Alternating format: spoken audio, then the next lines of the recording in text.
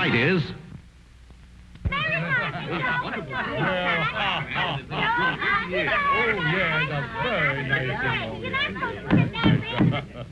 Dear relatives and friends, inasmuch as I have heard various and nefarious rumors that my dear wife and my sweet sister-in-law Sue, that we have been drumsticking and ham-hocking to excess at your various homes over the holidays, I hereby retaliate by inviting all 36 of you to our house 1 year from today for a big turkey and ham dinner on Thanksgiving.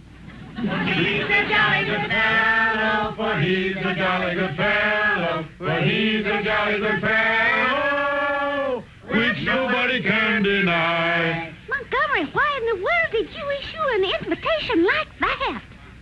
Look, a year from now, they will have forgotten the whole invitation. We haven't got the money to feed 36 relatives. Why, you big blabbermouth, you never should have had that second glass of clam juice. Which nobody can deny.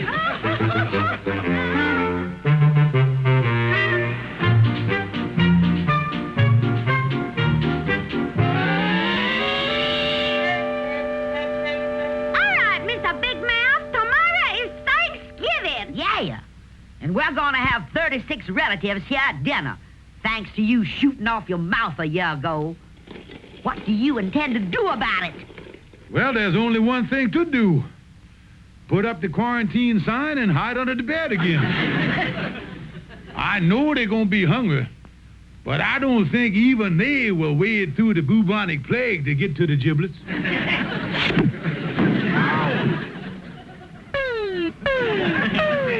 Montgomery J. Clarkson, I'm not going to be disgraced in front of all our relatives. You go out of here right now and come back with a ham and turkey dinner, or I'm going to take our marriage license and turn it into the paper drive. Now, wait a minute. I don't have the money to buy food for these 36 relatives. Then you better find it. Because on Thanksgiving Day, this house is going to be filled with warmth and love and southern hospitality if I have to break every bone in your body to get it.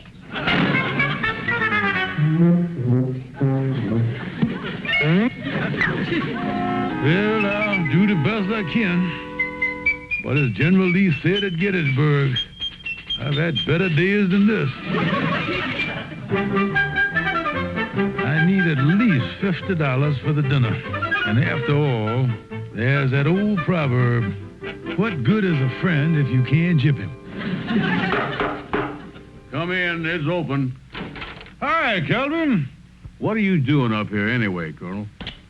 'Cause I'm worried about you spending this gala Thanksgiving holiday season alone. You know, it made me sad. It did, huh? Oh, yeah, Calvin. Me and Maggie Bell and Sister Sue was talking about you only this morning. About you spending the holiday up here, all alone in your room. Well, come to think of it, it does get lonely now and then. Sometimes I regret setting those rat traps. But what are you driving at, Colonel? What am I driving at, Calvin? I'm inviting you up to my place for Thanksgiving dinner with all the gracious Claxon clan. Well, now, wait a minute, Colonel. How much is the price? Well, what we call a season ticket, son, comes to about $50. I'd like to come, but all I got is $3.25. I'm afraid I can't afford your generous southern hospitality this year. Well, now, to tell you the truth, Calvin, I don't know whether we're going to have a dinner or not. I'm in a spot. I've invited 36 relatives for dinner, and I don't have the wherewithal for the grub withal. So unless I get some free food from someplace, I'm in big trouble. You know, Colonel, I saw an ad in the paper here this morning. Free food. Let me see where that is. Here we are. Yeah, give me that paper. Look at that. 75 pounds of free food, including ham and turkey, with the purchase of a $375 deep freezer. That's no good, Calvin. In order to get the free food, you got to buy the freezer. Yeah, you haven't got 375 smackers. Yeah, wait a minute. I just noticed in the small print here. Here in the ad, it guarantee within 30 days of purchase. If the customer is dissatisfied, your money will be cheerfully refunded. Calvin, that's my angle on getting the free food. Come on, we'll get right down to the deep freezer store. You think this thing is going to work? Work is the greatest idea in the world, Calvin. Okay, but the last time you had the greatest idea in the world, we ended up spending the weekend as guests of the local gendarme.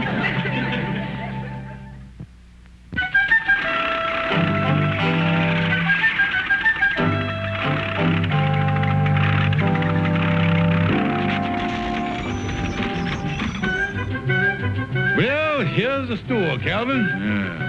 Now explain to me how we're going to get this free food. Now look, Calvin.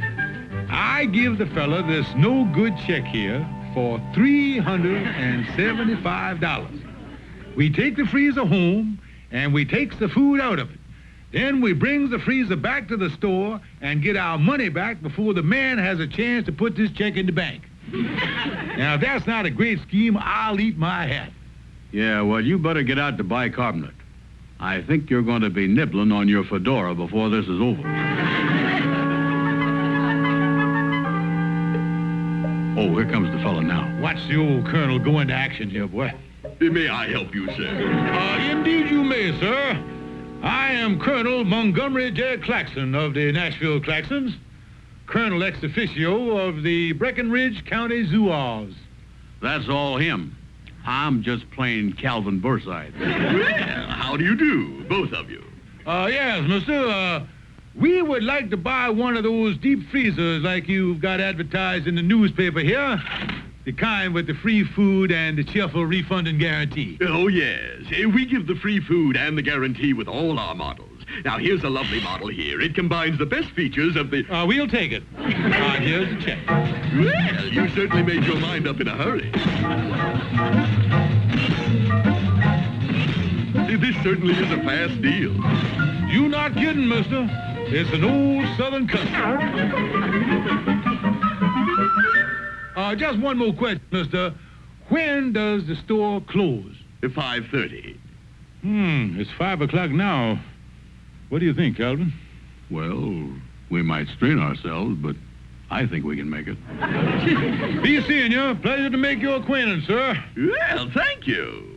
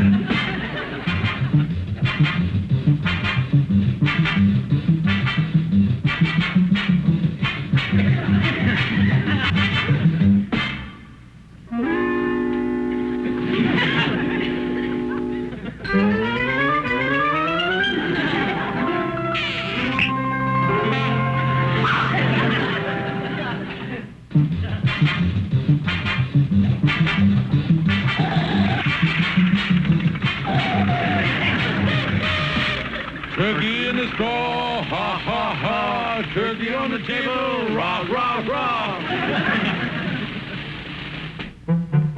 Watch the door there, Calvin. Watch it now. Yeah, easy does it.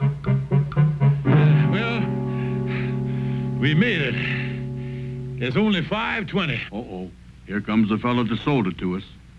You know something?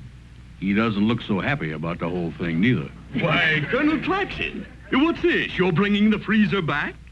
Yes, sir. We are dissatisfied with it. You're dissatisfied with it? Just a minute. You picked up the freezer at 5 o'clock, and you're bringing it back now at 5:20? Yeah, we'd have been here sooner, only we got caught in traffic. Look, mister, we want our money back. We are dissatisfied with the freezer.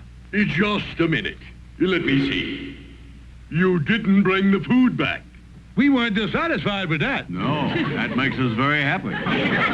Look, mister, we're dissatisfied with the freezer.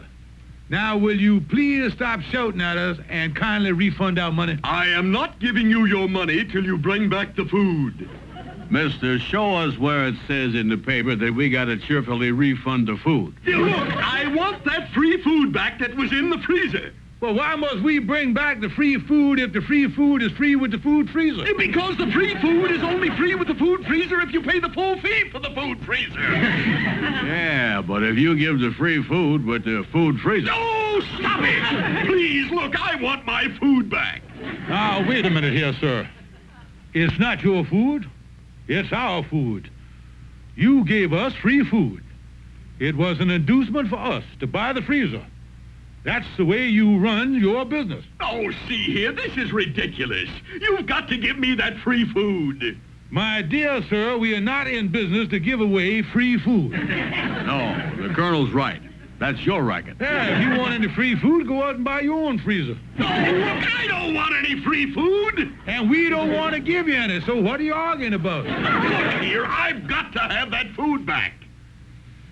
You want to take our free food away. That's right. All right. Well, now let's analyze what you're doing here. You want to take something away from us that is free. Free like the air we breathe. Like the liberties we enjoy. Like the freedom of speech. Like the freedom of the press. The freedom to vote and salute the flag. Mister, no one can take away these rights from us. What kind of an un-American joint are you running here?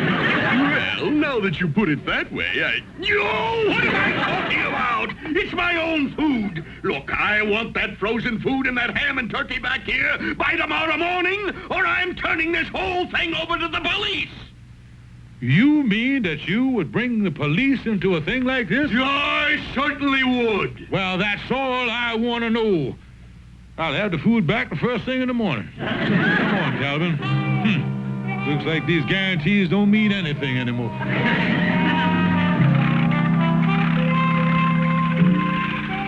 What you gonna do now, Colonel? Only one thing I can do, Calvin. I'll wait till Maggie Bell and the sister get to sleep tonight, and then I'll take the food out of the icebox.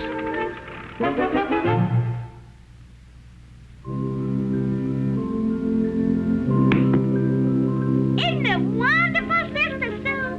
We're going to have a wonderful Thanksgiving dinner when all the relatives come tomorrow. That big ham and that beautiful turkey. Yeah, we must be careful that between now and in the morning some sneak thief don't come up here and clean out the icebox. Well, if they're going to make off with our ham and turkey, they're going to have to climb another 2 flights of stairs.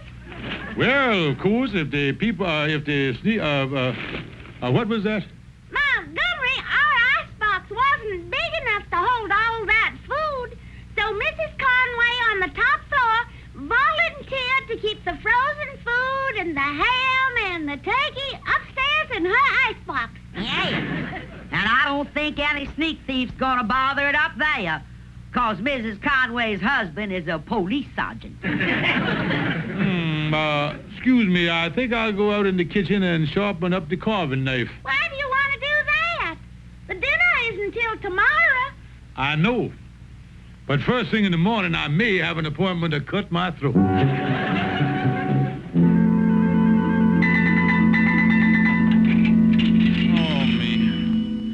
I gotta get that food back in that store by tomorrow morning or I'm in a mess. I'll never get it out of Mrs. Conway's apartment. And her husband is a policeman. Hello, Oliver Wendell Clutch speaking. Hello, Oliver. Am I disturbing you? No, you're not disturbing me. I was just watching television.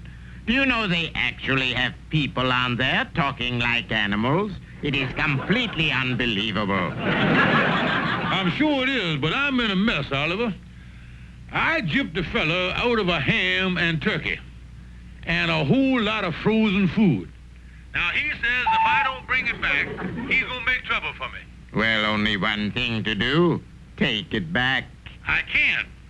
Maggie Bell stored the food in Police Sergeant Conway's icebox. Police sergeant, eh? Colonel, you'd better not tamper with that refrigerator in person. What you need is some puffy poltroon to purloin the poultry. What do you mean? A real jerky to swipe the turkey. Yeah, Calvin's in this mess up to his neck. And I might as well push his head under the quicksand. Thanks a lot, Oliver. You're welcome, my friend. And the next act on our big shoe tonight is an act I just brought over from Europe. Let's really hurt for 'em, big folks. Fifi the poodle and her performing people. How does he get away with that stuff?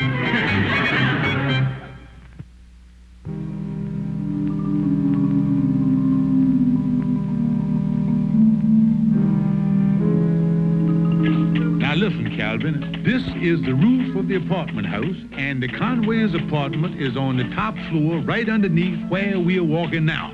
Oh, golly, Colonel. It's awful dark up here.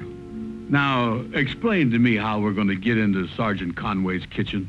This skylight is right over the kitchen. We are going to lift the top up, and that'll give us a perfect way for you to get down in the kitchen. Yeah, Now, wait a minute, Colonel. You started out with we and us. But somewhere near the end of that sentence, you past participled me up the creek again. I'm not going. Now listen, Calvin, let me explain the plan before you go off half-cocked like some Yankee. When you get down in the kitchen, I'm going to lower this basket down to you on the rope. All you got to do is to put the turkey and the ham and the frozen food in the basket, and I'll haul it up. You see, I got the dangerous part of the job. You're up here, and I'm in the policeman's kitchen.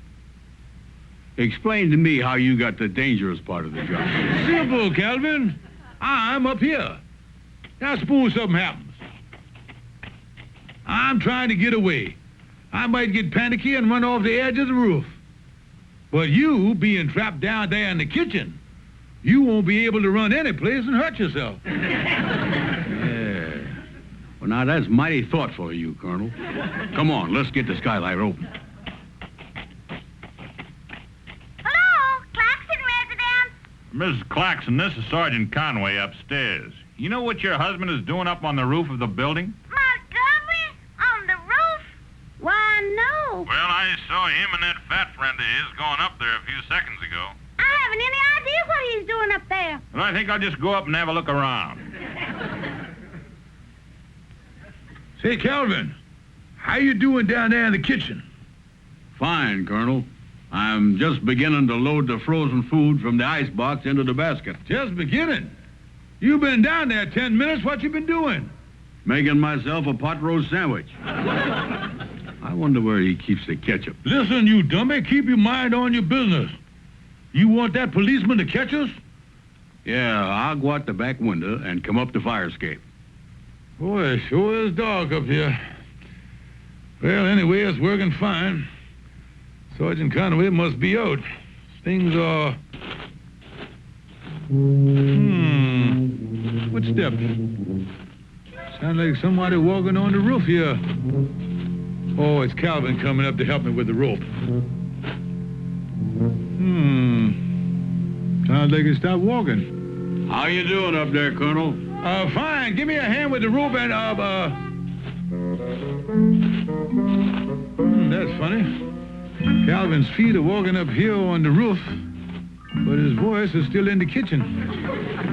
He must have left in an awful hurry. Yeah, that's what he did. That doesn't sound like Calvin walking. Those are the flattest footsteps I ever heard. But there's got to be Calvin up here on the roof. Who else? Colonel, I say, how are you doing up there? Calvin, where are you? I'm here. I know you're here, but are you here, or here, there? Colonel, I'm down here in the kitchen. Are you up there on the roof? Yeah, but son, what I wouldn't give to be home in bed right now. Sergeant Conway. Fancy running into you up here on the roof. Sunbathing, perchance? Claxon, what are you up to here on the roof? Me, nothing. I just, well, I went to, Claxon, I need an explanation. Well, I need one as bad as you do. You sure you're not up to something? All away, Colonel, before that flatfoot Conway finds out what we're up to. Hey, wait a minute. There's someone down in my kitchen. Yeah, must be a sneak thief. My advice to you is to shoot first and ask questions later. Now, I'll get out of the line of fire before you start blazing away. I'll see you later. Claxon, I think we'd better go down to my apartment and talk things over. Yes, sir. Yes, sir. That's a good idea. Yes, sir. And the first thing I'm going to do when we get down there is call your wife. Call my wife? Tell me something, Sergeant. If I made a break for it, would you shoot me?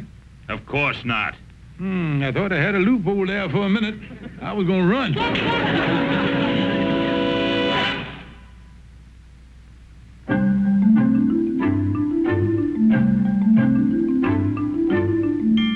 That's the whole story, Myrtle. Sergeant Conway caught us breaking into his kitchen. Oh, that's a shame. But what did Maggie Bell say when she found out? Oh, Maggie Bell doesn't know anything about it.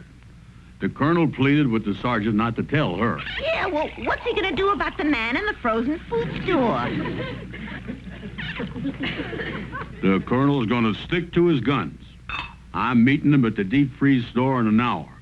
After all, the food was free, and that's that. Well, I still think the man's going to want the food back. The colonel says he doesn't care what the man says. The colonel guaranteed me that we're going to have a wonderful Thanksgiving dinner.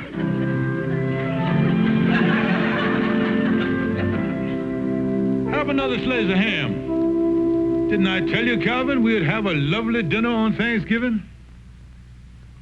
I like the dinner all right, but the judge says we're going to have to spend 5 more days in this iron deep freeze.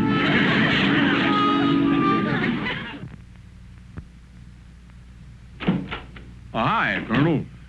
Oh, hello, Calvin. Say, how did Maggie Bell and Sister Sue react to your little vacation in the Pookie? Well, they were pretty upset, Calvin. Maggie Bell said it was the worst family disgrace since Uncle Braxton Claxton was a streetcar conductor and the inspector caught him with his high-button shoes full of nickels.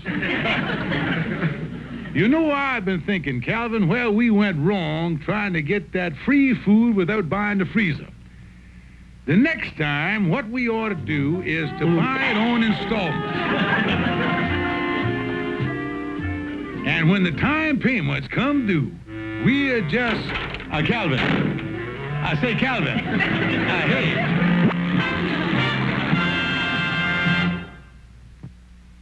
Calvin and the Colonel was brought to you by...